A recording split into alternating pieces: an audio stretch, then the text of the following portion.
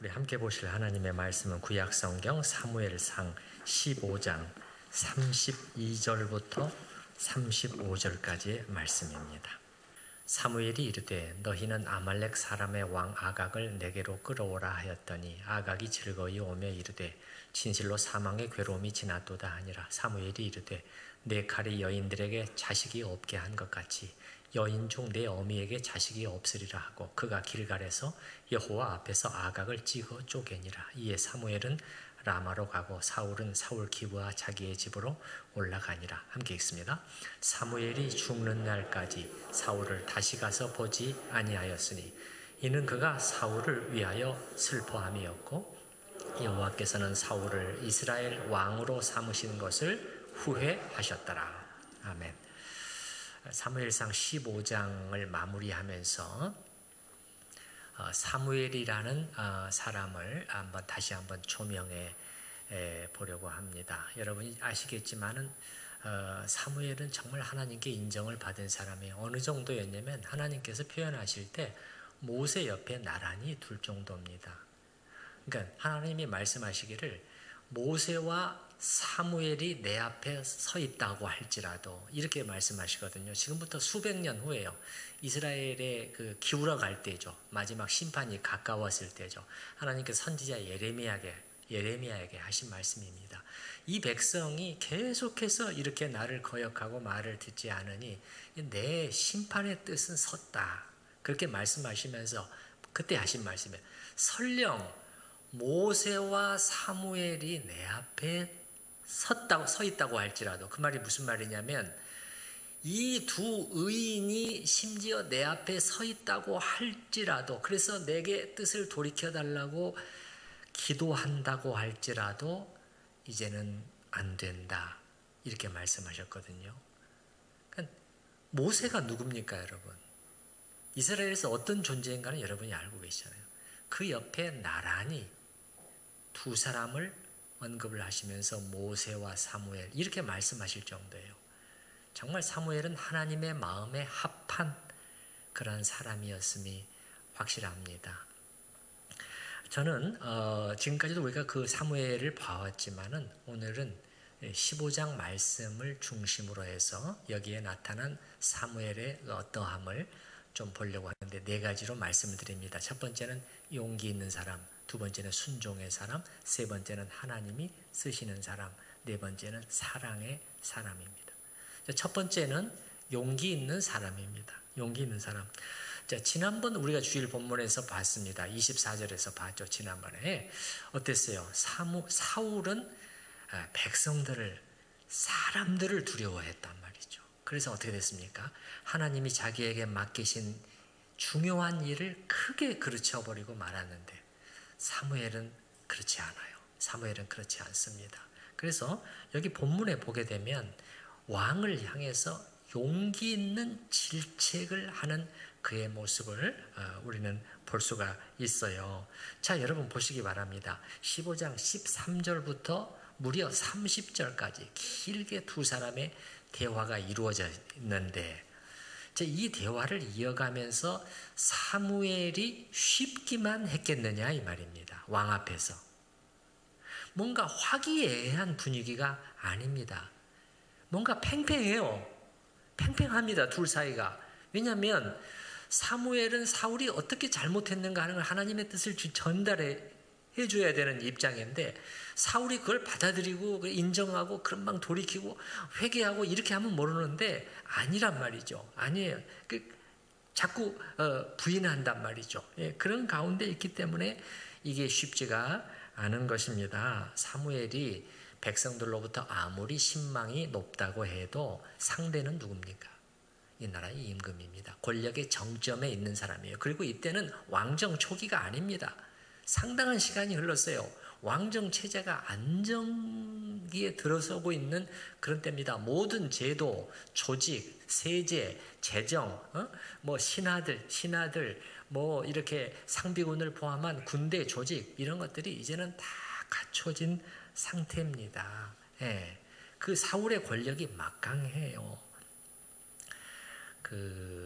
한스 홀바인이라고 하는 16세기 독일의 화가가 이 두 사람의 사무엘상 15장에 나오는 둘의 그 대화의 장면을 그림으로 그려놓은 것이 있어서 우리가 잠깐 보도록 하겠습니다. 화면에 좀 띄워주시기 바랍니다.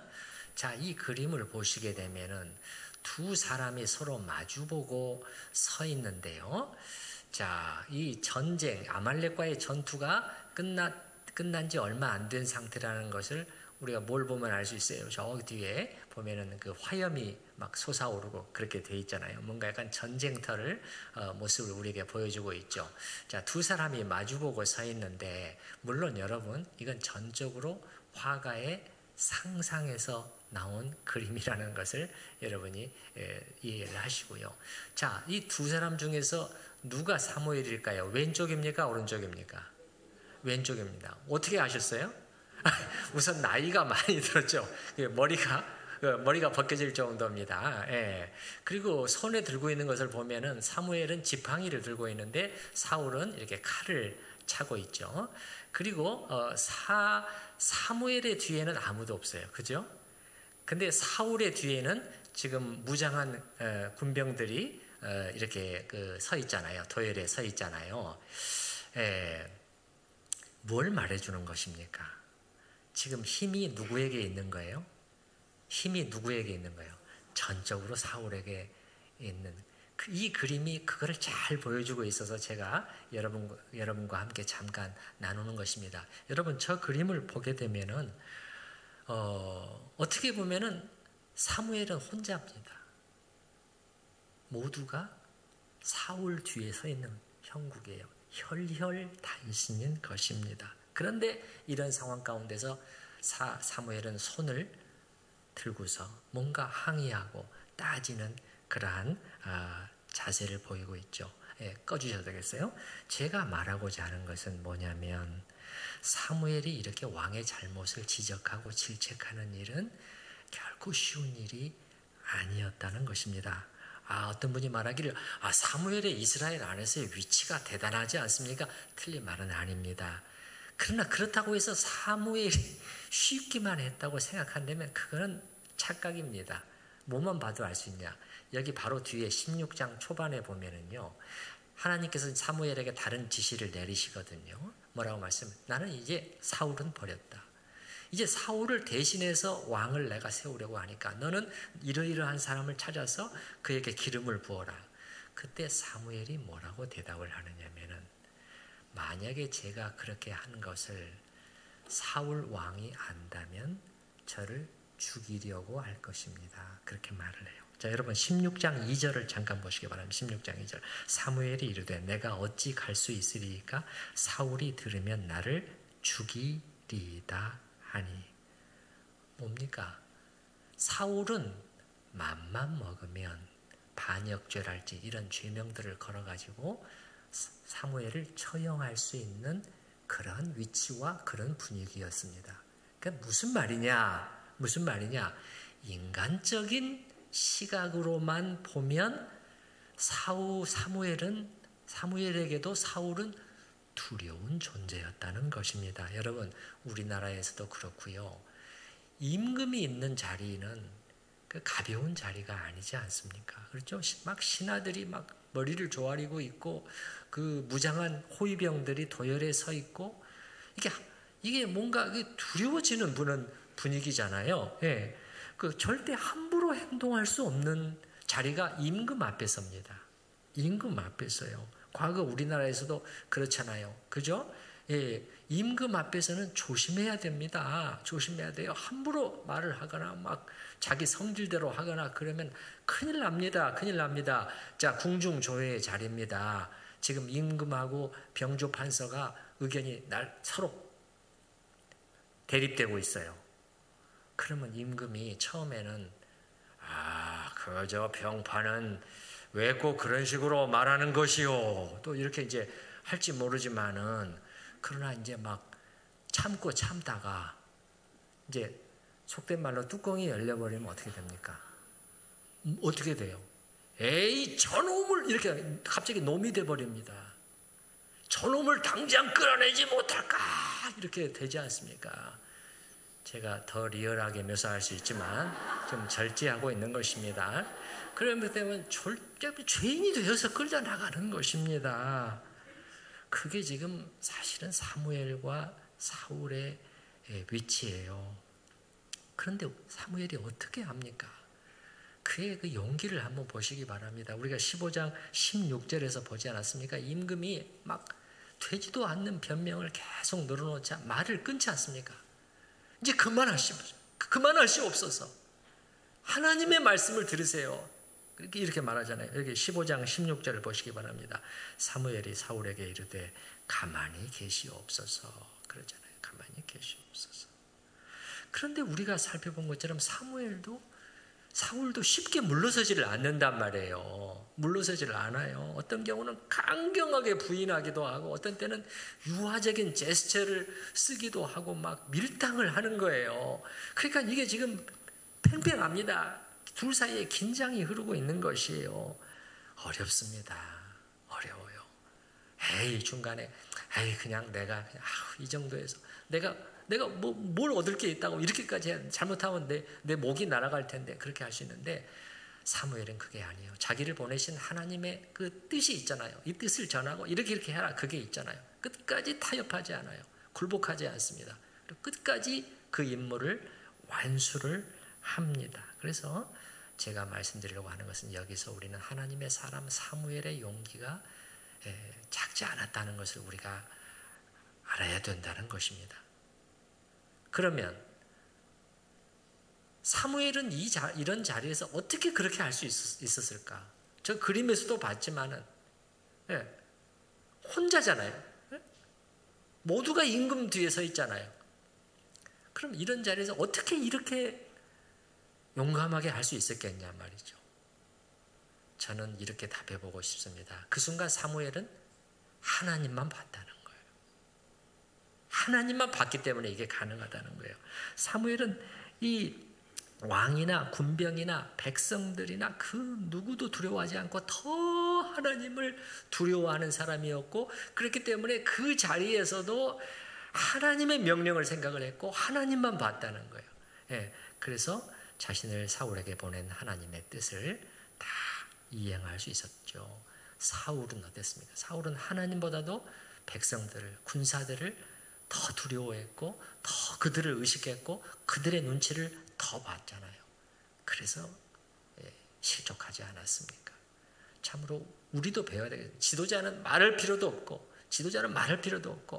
우리가 신앙인으로서 살아간다는 것은 그런 어떤 상황이 왔을 때 나는 하나님만 본다. 이런 마음이 우리에게 있기를 바랍니다. 자, 첫 번째는 사무엘은 용기 있는 사람입니다. 두 번째는 순종의 사람. 불순종을 대수롭지 않게 여기는 사울과는 달라요. 사무엘은요, 하나님의 말씀이라면은 정말 주의하는 사람입니다. 그래서 말 그대로 사무엘은 청종의 사람. 무엇의 사람이라고요? 청종의 사람. 모세와 똑같아요. 모세를 봐도 그렇잖아요. 모세를 봐도 계속해서 나오는 말씀이 뭐예요? 그 구절이 뭡니까? 하나님이 명하신 그대로 모세가 준행하였더라. 이거 아닙니까? 그래서 청종의 사람이란 말이에요. 그래서 지금까지도 그래왔지만 오늘 본문도 그걸 보여주고 있는데 어떻게 합니까? 사울이 살려둔 아각을 처형합니다. 자, 32절에 보시기 바랍니다. 32절에 사무엘이 이르되 너희는 아말렉 사람의 왕 아각을 내게로 끌어오라 하였더니 아각이 즐거이 오며 이르되 그 다음은 자기 혼자 하는 말입니다. 진실로 사망의 괴로움이 지났도다. 사망의 괴로움이 지났도다. 이 말을 직역을 하면은 사망에 쓰다는 거예요. 쓰잖아요. 쓴 것이 비껴 지나갔구나. 그런 말이에요. 자기를 싹 비껴 지나갔다는 게 오다가 쓴 것이 자기를 잡아삼키려고 하다가 싹 비껴 지나갔구나. 이 아각은요, 지금 자기를 그동안 지금까지 죽이지 않고 살려둔 것이 상당히 놀라웠을 것이에요. 그리고 지금 끌려오는 자리가 왕이나 군병들 앞에 끌려오는 것이 아니라 제사장 앞에 끌려오거든요. 그러니까 어떻게 생각한 거예요? 죽음이 나를 비껴갔네 하면서 좋아하고 있는 거예요. 33절 그 다음에 보시기 바랍니다. 33절 사무엘이 이르되 내 칼이 여인들에게 자식이 없게 한 것 같이 여인 중 내 어미에게 자식이 없으리라. 내 칼이 여인들에게 자식이 없게 한 것 같이 이게 무슨 뜻입니까? 네가 수많은 사람들을 죽여서 어머니들로 하여금 자식을 잃게 한 것처럼 너도 오늘 똑같이 당할 것이다. 그 말 아닙니까? 그러니까 사무엘이 지금 통보하고 있는 말은 무슨 뜻입니까? 너는 지금부터 네가 행한 악한 짓들에 상응하는 징벌을 받게 될 것이다. 그러니까 이런 표현은 어떤 느낌을 주냐면은 사무엘이 자기가 지금부터 아각에게 하는 행동은 뭐냐는 거예요. 하나님을 대신해서 하나님의 공의를 실현하는 행동으로 표현하는 그런 느낌이에요. 사무엘이 왜 이렇게 말했을까요, 여러분? 왜 이렇게 말했을까요? 사무엘은 알고 있는 것입니다. 뭐를 알고 있어요? 그동안 아각이 행한 모든 잔인한 짓들을 다 알고 있는 거예요. 그 대상에는 이스라엘 민족들도 포함이 되어 있었을 거예요. 예. 그리고 사무엘만 알고 있는 게 아닙니다. 지금 여기 지켜보고 서 있는 이스라엘의 그 병사들도 다 알고 있는, 예? 아각이 이끄는 아말렉이 저지른 만행들을 다 알고 있는 것이에요. 예. 그렇기 때문에 사무엘이 이렇게 말한 것입니다. 네 칼이 이렇게 한 것 같이 너는 거기에 마땅한 벌을 받을 것이다. 그래서 어떻게 합니까? 33절의 맨 뒷부분에 보게 되면은 그가 사무엘이 길갈에서 여호와 앞에서 아각을 찍어 쪼개니라. 찍어 쪼갠다는 것은 토막을 냈다는 것입니다. 일반적인 처형 방식이 아니었다는 의미입니다. 물론 사무엘이 직접 한 것은 아니고 그 병사들을 시켜서 한 것이겠지만 이게 보면은 마치 이렇게 가차없이 마치 하나님의 원수를 향해서 분노를 쏟아내는 것처럼 사무엘이 그렇게 진행하고 있단 말이에요. 제가 지금 분노라는 표현을 썼는데 그냥 제 말로 한 것이 아니에요. 사무엘상 저 맨 뒷부분에 보게 되면 사울이 잘못한 것을 말하면서 뭐라고 말하냐면 하나님의 진노를 네가 아말렉에게 쏟지 않았다. 그렇게 말을 해요. 제가 읽어드려 보면 네가 여호와의 목소리를 순종하지 아니하고 그의 진노를 아말렉에게 쏟지 아니하였습니다. 공의로우신 하나님이 그 악행에 대해서 이제는 진노를 쏟아야 될 타임인데 사울은 그렇게 하지 않았다는 것이죠. 그리고 여러분 약간 다른 얘기입니다만은 이 이스라엘 백성과 이 아각은요 먼 훗날에 다시 한번 원수의 자리에 서로 서게 됩니다. 더 정확히 말하면 아각이 아니라 아각의 후손이에요. 여러분 에스더서 알고 계시죠? 에스더 엄청난 사건이면 핵심적인 사건이 무엇이었습니까? 페르시아 제국의 제2인자였던 사람. 그 사람이 제국 내에서 유대인들을 괴멸시키려는 계획을 세워서 왕에게 허락을 받고 추진하고 있었잖아요. 그래서 불임절이 나오게 됐지 않습니까? 불임절이라는 유대인의 명절들이 까딱하면 완전히 몰살될 수 있는 상황이었기 때문에 그런 거 아닙니까? 이 사람의 이름이 뭐였죠? 네네, 정확히 기억을 하고 계시네요. 하만이에요. 하만. 근데 이 하만을 어떻게 표현을 합니까? 아각 사람 이렇게 말해요. 아각 사람 함므다다의 아들 하만. 이 아각 사람이라고 할 때 아각이 오늘 아각입니다. 무슨 말이냐? 하만은 아각의 후손이었다는 것입니다. 먼 훗날에 이스라엘과 다시 한번 원수의 위치에 서게 된 것을 이제 역사를 통해서 우리는 볼 수가 있다는 것이에요. 그래서 33절에 길갈에서 여호와 앞에서 사무엘이 아각을 찍어 쪼갰다는 거예요. 우리가 보기에는 언뜻 너무 냉혹한 그러한 것으로 느껴질 수도 있지만요. 자, 여러분 여기서 우리가 성경을 볼 때 어떻게 봐야 되는지를 제가 잠깐 말씀을 드리겠습니다. 우리가 어떤 상황 속에서 자, 이걸 어떻게 가치 판단을 해야 되느냐. 이렇게 했을 때 가장 좋은 방법은 뭐냐면은 성경 자체의 판단을 따라가는 것입니다. 성경이 그걸 어떻게 판단하고 어떻게 평가하고 어떻게 해석하고 있느냐, 그걸 따라가면 정확해요. 거의 틀림이 없습니다. 왜 그러냐면 성경, 영감으로 기록된 성경의 판단이 뭐냐면 하나님의 판단, 하나님의 시각이에요. 하나님은 어떤 분이십니까? 모든 것을 아시고 모든 사람을 아시고 가장 공정하게 심판하시고 판단하시는 분이십니다. 맞습니까? 그 하나님의 판단이기 때문에 그래요. 그래서 이렇게 볼 때 오늘 성경 본문은 어떻게 보고 있는가? 사무엘이 한 이 행동이 뭐냐면 순종의 행동으로 보는 거예요. 하나님의 명령을 이행하는 행동으로 보고 있음이 분명해요. 자, 여기 보시기 바랍니다. 33절 뒷부분에 다시 한번 보시면 그가 길갈에서 누구 앞에서? 여호와 앞에서 아각을 찍어 쪼개니라. 여호와 앞에서요. 그 여호와의 뜻에 순종하는 단호한 순종의 모습을 사무엘은 보여주고 있습니다. 그리고요, 사무엘의 이 행동은 사실상 사울 왕을 꾸짖는 것이기도 했어요. 왜 그럴까요? 사울이 지금 일부러 살려둔 사람이잖아요. 일부러 살려둔 사람이잖아요. 근데 지금 모두가 보는 앞에서 그의 면전에서 지금 그 아각을 처형하는 거 아닙니까? 사울은 기분이 나빴을 것입니다. 그런데 이건 뭐예요? 왜 사울을 꾸짖는 것이 되는 거예요? 사울이 마땅히 했어야 하는 그거를, 헤렘을, 그런데 하지 않았단 말이에요. 그거를 사무엘이 지금 진행을 하는 것이기 때문에 사실은 사울을 꾸짖는 것이기도 하고, 그 다음에 이걸 지금 온 백성이, 군사들이 다 보는 앞에서 하고 있잖아요. 사무엘은 보여주고 있는 것입니다. 보라는 것입니다. 뭐죠? 하나님의 명령은 어떻게 청종이 되어야 하는가? 그거를 말이 아닌 행동으로 보여주고 있어요. 모두가 교훈을 받으라는 것입니다. 교훈을 받아야 된다는 것이죠. 청종한다는 것은 어떤 것인가? 이렇게 사무엘은 보여주고 있어요. 그래서 이게 두 번째입니다. 사무엘은 순종의 사람이에요. 세 번째는 하나님이 쓰시는 사람입니다.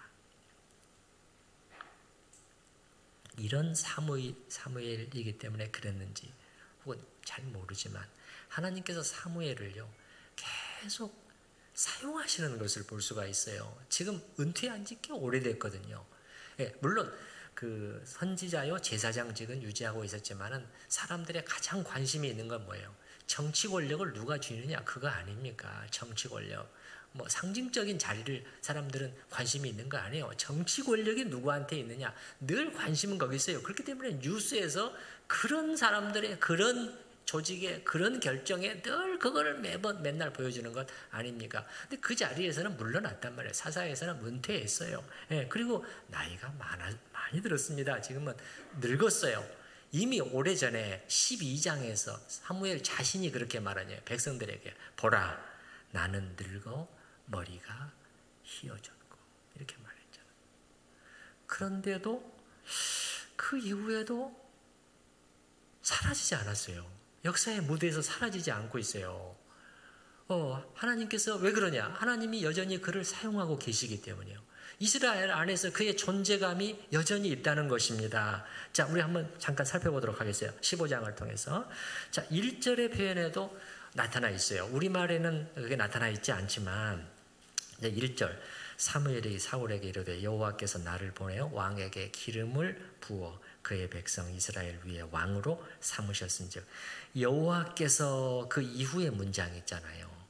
이 문장에서 자, 이 히브리어에서 자연스러운 순서는 동사가 먼저 나오는 거예요. 보내어라는 동사가 이 문장에서 먼저 나오는 것입니다. 그런데 이 문장에서만큼은 특이하게 나를이라는 목적어를 맨 앞에 놓고 있어요. 그래서 히브리어 순서가 어떻게 되냐면은 나를 보내어 여호와께서, 이런 순서로 되어 있단 말이에요. 그러니까 히브리어를 잘 알고 히브리어에 익숙해 있는 그런 학자들은 이게 금방 눈에 띄는 거예요. 그러니까 그 점을 꼭 다 얘기를 하고 있는 거예요. 무슨 말이냐? 나를이 강조되고 있다. 이 본문은 나를을 맨 앞에 놓음으로써 강조하고 있다. 내가 누구예요? 사무엘 아닙니까? 사무엘이 지금 중요하다는 것을 우리에게 알려주고 있어요. 그리고 지난번에도 봤지만 그 2절 어떻게 시작합니다. 그러니까 만군의 여호와께서 말씀하시기를. 어떤 표현이라고 그랬죠? 이거는 사무엘상에서 처음 나오는 표현이라고 그랬죠. 이건 저 뒤에 나오는 표현, 사실 선지서에 나오는 표현들이에요. 나중에 선지자들이 하나님의 계시의 말씀을 전할 때 쓰는 표현 형식이란 말이에요. 근데 이때 사무엘에게 사용하고 있단 말이에요. 사무엘에게. 그게 뭐냐? 사무엘은 하나님의 권위 있는 말씀을 전하는 선지자로서 막중한 역할을 지금도 감당하고 있음, 그거를 우리에게 말해주고 있는 것이죠. 그리고 또 지난번에 25절 30절 보지 않았습니까? 사울이 간청하잖아요. 제발 나와 같이 가십시다. 제발 나와 같이 가주세요. 그래서 이 백성들 앞에서 같이 예배를 드려서 나를 좀 높여주세요. 그렇게 말하고 있잖아요. 이스라엘 안에서 사무엘의 위치가 시들지 않고 있습니다. 또한 오늘 본문도 보시게 되면 아말렉 왕 아각을 찍어 쪼갠 것은 사울이 아니라 사무엘입니다. 사울을 통해서 그 일을 하고 있지 않고 자기가 직접 나서고 있어요. 여러분 32절 보시기 바랍니다. 32절 사무엘이 이르되 군사들에게 명령하는 것이죠. 너희는 아말렉 사람의 왕 아각을 내게로 끌어오라. 사무엘이 집행했어요. 그래서 이게 세 번째입니다. 이런 증거들을 찾아봤습니다만 15장만 찾아봐도 이렇게 많이 나온다는 거예요. 사무엘은 하나님이 쓰시는 사람. 마지막 네 번째는 사랑의 사람입니다. 사랑의 사람. 자, 여러분이 지금까지를 보면서 사무엘이라는 사람의 어떤 성격이랄까 그런 것을 볼 때 어떤 인상을 받으시나요? 뭔가 참 단호하잖아요. 흔들림이 없어요. 실수 하나 없이 철저하고 완벽한 스타일입니다. 그러다 보면 우리가 어떤 생각이 들 수가 있느냐면 사무엘은 하나님께는 철저히 순종했지만 뭔가 좀 인간적인 맛이 느껴지지 않는다. 너무 좀 냉정한 사람 아니야?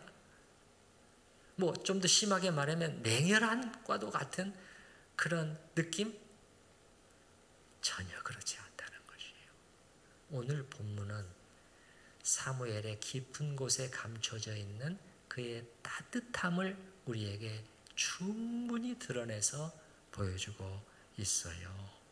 자, 15장 앞부분 우리 다시 한번 보시죠. 11절 우리가 봤습니다만은 11절.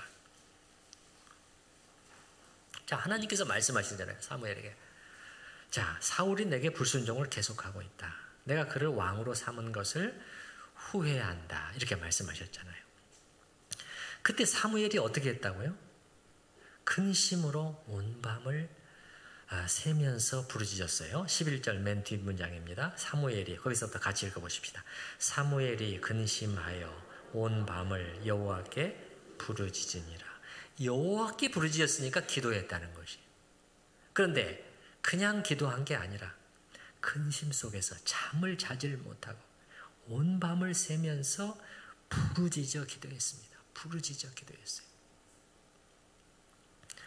저는 이때 사무엘의 마음 상태 안으로 좀 들어가 봤습니다. 어떤 생각, 어떤 감정 속에서 지금 사무엘은 그 온 밤에 그렇게 했을까?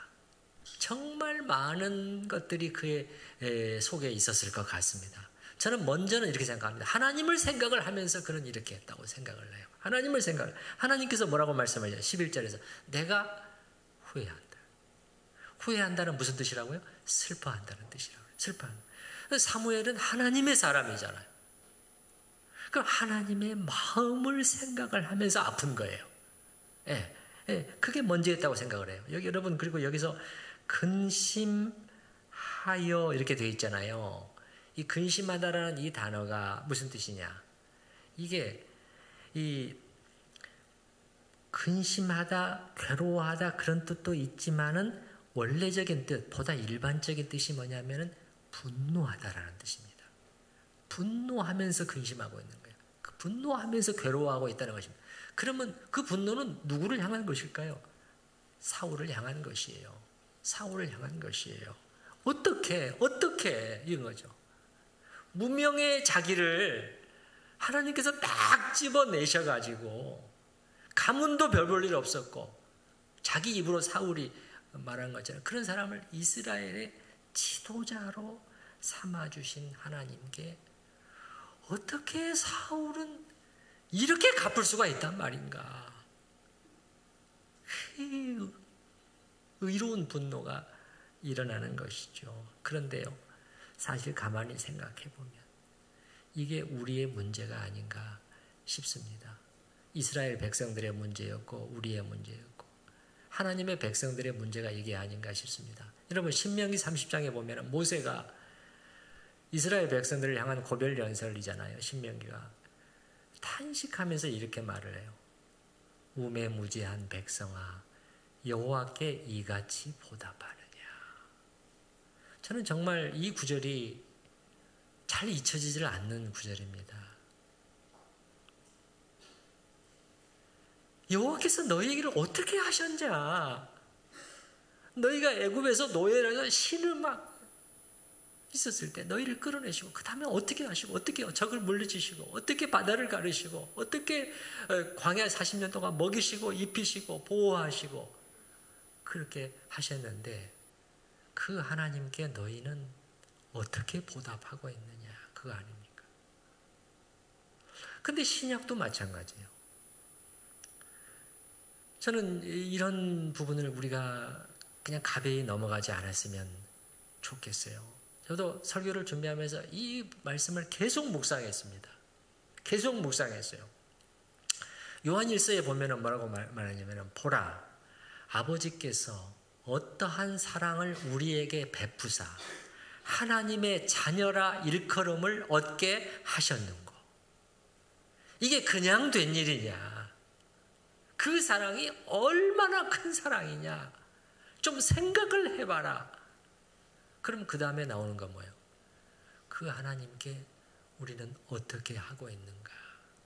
그게 나오잖아요. 그래서 우리가 이 부분을 가볍게 넘어가지 말고 정말 적어놓고 묵상하고 이런 말씀들을 해요. 여호와께 이같이 보답하느냐. 은혜의 하나님께 이것으로 갚느냐. 이러한 정도의 순종으로, 이러한 정도의 사랑으로, 이러한 정도의 헌신으로, 이러한 정도의 그걸로 갚느냐. 그거 아니겠습니까? 사무엘의 마음속에도 이게 있는 거예요. 사울을 보면서 분노 섞인 근심이요 괴로움이라는 거예요. 분노 섞인. 사울 왕은 어떻게 하나님을 향하여 이렇게 할 수 있을까? 그리고 또 그 다음에는요. 사무엘이 또 괴로웠고 힘들었던 것은 자기 책임 문제도 있었기 때문이라고 저는 생각을 해요. 잘 생각을 해보면 이거 알 수가 있어요. 자, 잘 보시기 바랍니다. 지금 사울을 왕으로 세운 사람은 누구냐 말이죠. 그럼 우리는 알고 있어요. 하나님이시죠. 하나님이 시키신 일 아닙니까? 근데 사람들이 보기에는 뭡니까? 누가 세운 거예요? 사무엘이 세운 거예요. 사무엘이 찾아가서 사무엘이 기름 붓고 그 다음에 어떻게 했어요? 모든 백성의 지도자들을 다 모아놓고 제비 뽑기 과정을 거쳐서 공적인 왕으로 세우고 나서 그러면서 보라는 거예요. 이분을 봐라. 하나님이 택하신 분이다. 온 이스라엘 중에 이만한 분이 없다라고 이렇게 자기가 해준 사람 아니에요. 예. 이런 사울이기 때문에 둘의 관계가 끊을 수 없는 관계로 묶여 있는 것입니다. 여러분, 우리도 마찬가지예요. 내가 어떤 사람을 추천해서 중요한 자리에 앉혔어요. 고위직에 앉혔어요. 그런데 그 사람이 잘 해준단 말이에요. 칭송을 받으면 어떻게 돼요? 나도 낯이 쓰죠. 근데 그 사람이 엉망으로 해요. 그럼 어떻게 됩니까? 욕이 나에게까지 돌아오게 돼 있잖아요. 이게 사울과 사무엘이 똑같은 것입니다. 사울이 바르게 잘 해주면 좋지만 그 정반대로 하게 되면 비난의 화살이 사무엘도 향하지 않을 수가 없습니다. 아니 사무엘 제사장은 생각이 있는 사람들은 어떻게 저런 사람을 봐라 이렇게 해가지고 그렇게 할 수 있단 말이야? 이렇게 말은 하지 않더라도 속으로 불평불만이 있을 수가 있는 것이에요. 그래서 이 문제에는 사무엘 자신도 완전히 책임을 면할 수 없기 때문에 그는 괴로워했을 것입니다. 그래서 저는 이렇게 생각해요. 그의 부르짖음 있잖아요. 부르짖음 온 밤을. 온 밤이면 몇 시간입니까, 여러분? 몇 시간. 목이 쉬도록 어떤 때는 울부짖었을 것입니다. 그의 기도 내용 속에는 이런 것도 있지 않았을까요? 하나님, 어찌하여 저에게 이 무거운 짐을 주셨나이까? 그래서 제가 먼저 사무엘의 부르짖음 속에는 하나님을 생각하면서, 두 번째는 자기 책임 문제를 생각합니다. 그러나 그 무엇보다도 가장 컸던 것은 뭐냐? 저는 이렇게 생각해요. 사울이라는 사람을 생각을 하면서 마음이 너무나도 고통스럽고 안타까워서 저는 이렇게 했다고 생각을 해요.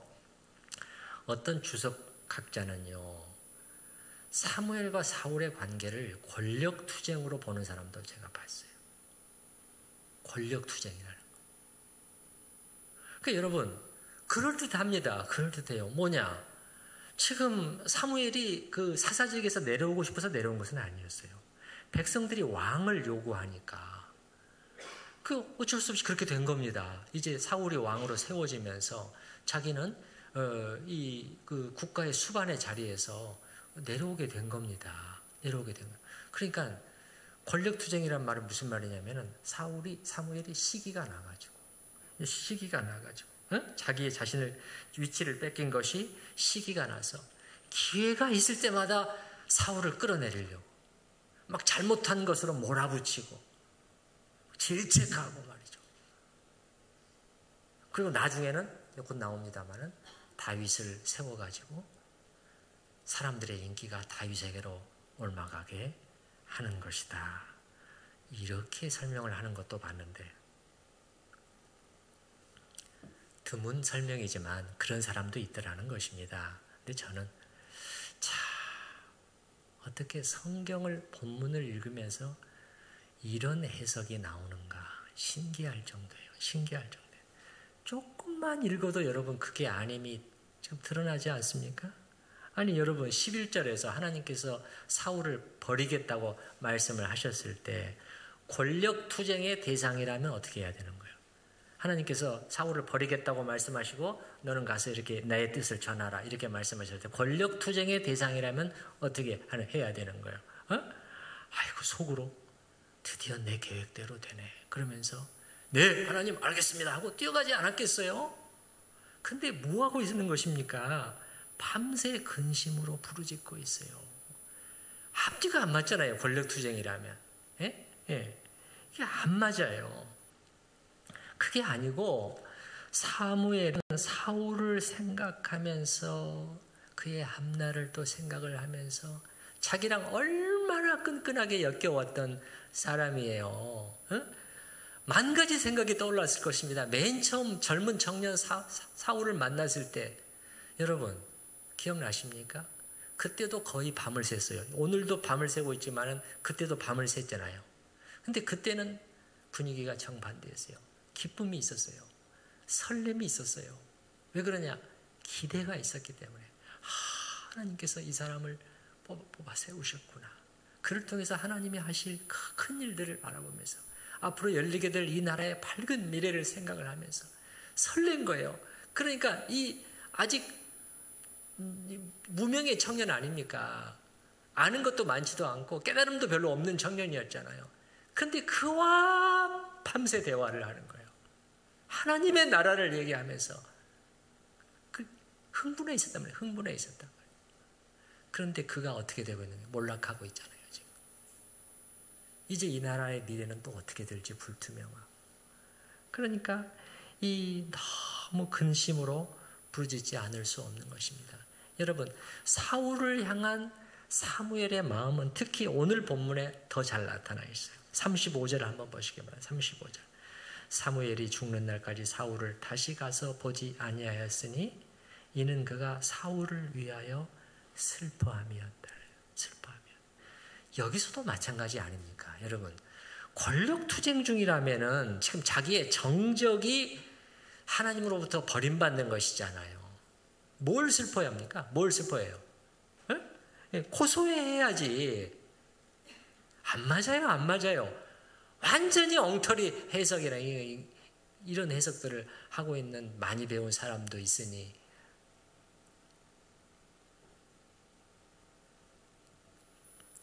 그리고 여러분이 누구를 위해서 누구 때문에 슬퍼할 때는 제가 뭐라고 말씀드렸어요? 뭐가 있기 때문에 슬퍼한다고 말씀드렸죠? 사랑이 있기 때문에 슬퍼한다고 말씀드렸죠. 사랑이 없는 대상을 향해서는 슬퍼하기까지는 않습니다. 그냥 그렇구나 무덤덤하고 무관심이죠. 그런 사랑하는 대상이 어려움을 겪을 때는 그때는 이제 괴로워집니다. 슬퍼지는 것이죠. 그리고 여기서 슬퍼하다는 이 단어가 있잖아요. 무슨 뜻이냐면은 애도하다, 곡하다, 탄식하다, 슬퍼하다 그런 뜻이 있어요. 주로 어떤 맥락에서 사용되는 이 단어냐면은 사무엘이 사울을 위해 슬퍼했다는 이 단어는 주로 어떤 맥락에서 사용되냐면 죽은 자를 애도할 때 쓰는 거예요. 이 정도였다는 것입니다. 이 정도였어요. 사무엘은 마치 자기 사랑하는 사람이 죽은 것처럼 그렇게 슬퍼하면서 곡했다는 것입니다. 이 뜻이 그런 의미예요. 여러분, 이런 게 진짜 사랑 아닌가요? 진짜 사랑 아니에요? 그리고요, 이 슬퍼함이 일회성도 아니었던 것 같아요. 일회성이 아니에요. 그 다음 16장에 보게 되면요, 하나님께서 뭐라고 말씀하시냐면, 사무엘, 너는 언제까지 사울을 위하여 슬퍼하고 앉아있겠느냐. 그게 1절에 나오는 말씀이에요. 1절. 여러분이 하나님 사무엘, 내가 그를 위하여 언제까지 슬퍼하겠느냐. 무슨 말입니까? 계속 슬퍼하고 있었다는 것입니다. 계속 울고 있었다는 것이에요. 예. 사울을 향한 사무엘의 마음을 제대로 읽어야 됩니다. 아까 같이 엉터리로 읽으면은 엉뚱한 그러한 결론이 나와요. 예. 그리고요, 31절에서 그 따라가 주잖아요, 여러분. 따라가 주잖아요. 31절에 보시게 되면 이에 사무엘이 돌이켜 사울을 따라가며 안 가겠다고 했잖아요. 하나님의 뜻이 아니었기 때문에. 근데 어떻게 돼요? 너무 매달리니까 차마 뿌리칠 수 없는 거예요. 차마 뿌리칠 수 없는 거예요. 뭡니까? 차가운 사람이 아닙니다. 냉정한 사람이 아니에요. 따뜻한 마음을 지닌 사람이었어요. 요즘 말로 하면 깊은 정이 있었던 사람이었습니다. 그리고요, 사울을 다시 보지 않았다고 되어 있잖아요. 35절에 다시 한번 보시게 되면 사무엘이 죽는 날까지 사울을 다시 가서 보지 아니하였으니. 두 사람이 거주했던 장소가 멀리 떨어져 있지 않습니다. 여러분 한번 보시기 바랍니다. 34절을 보시기 바라요. 이에 사무엘은 라마로 갔다. 자기 고향이 라마예요. 사울은 사울 기브와 자기의 집으로 올라가니라. 여기는 자기 고향이고 왕의 권좌가 있는 곳이었던 것 같아요. 라마와 기브와는 매우 가까운 장소입니다. 그런데 사무엘은 다시는 가서 죽을 때까지 사울을 보지 않았어요. 왜 그랬을까요? 보기 싫어서 그랬을 수도 있겠죠. 근데 제 생각에는 너무 마음이 아파서 그랬던 것 같아요. 너무 마음이 아파서. 아무리 말해줘도 들으려고 하지 않는, 고치지 않는 사울이잖아요. 그러면 결과는 뻔하잖아요. 그러면 그 사울이 몰락해 가는 과정을 내가 어떻게 가까이서 지켜볼 수 있겠느냐. 차마 그렇게 할 수 없는 그런 마음 때문이 아니었을까 생각을 해봅니다. 참 이런 게 진실한 사랑인 것 같고, 우리가 교회에 사랑이 필요하다. 우리가 서로 간에, 형제자매 간에 사랑이 있어야 한다. 그렇게 말을 하는데, 교회 안에는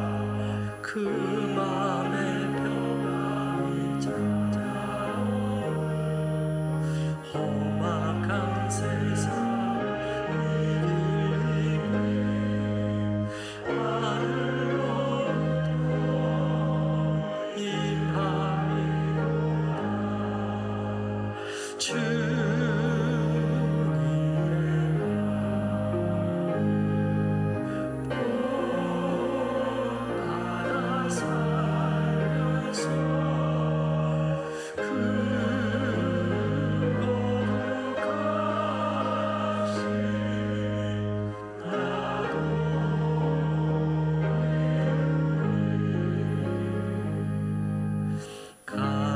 길 거칠고 내 맘에 불평이 없어져 십자가 고난을 이겨내신 주님의 본받으리라